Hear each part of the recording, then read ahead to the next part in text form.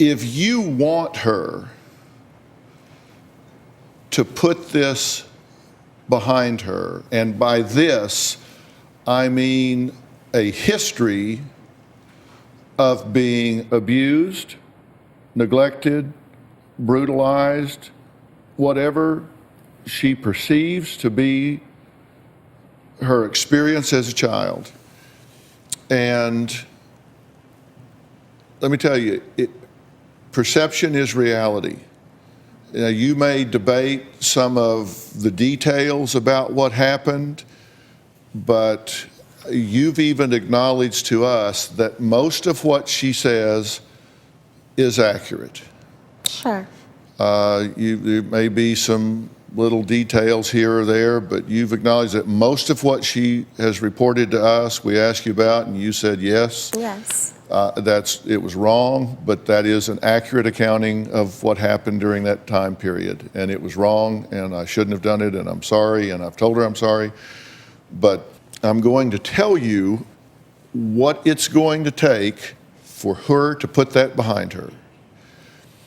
She will never, ever, I don't care if she's 30, 40, 50, 60, 70, or 80 years old. Right. She will never put that behind her unless and until she believes that you fully get and understand not what you did, but what it did to her.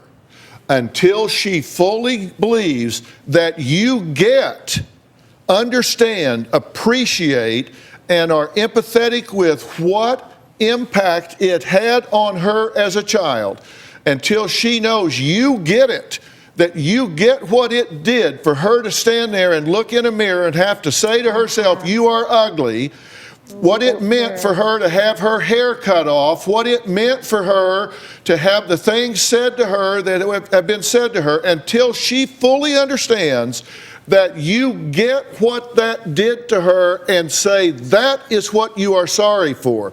That you are sorry for what you did to her self-worth, her self-esteem, her value as a human being. Until she believes that you totally get enough out of yourself and into her that you appreciate and understand that, she will never, ever be able to put that behind her. What you need to understand is this.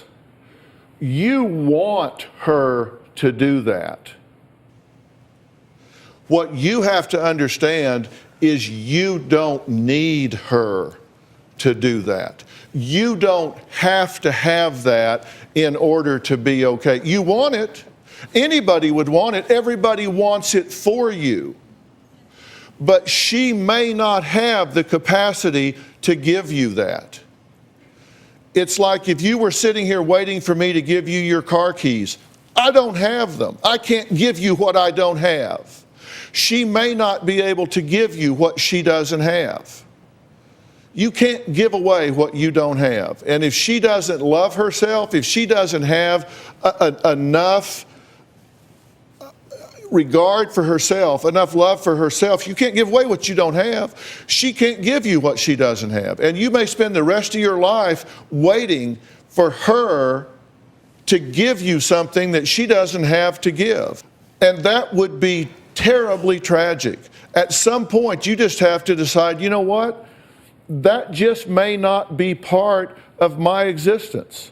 I can tell you, my father died when I was 45 something years old, and I was married with a family and a PhD and a huge success. Not one time in my life did that man ever tell me he was proud of me. Not one time in my life.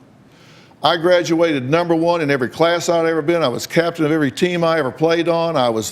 Not one time did he ever tell me that he was proud of me. But you know what? I looked in the mirror and told myself I was proud of me.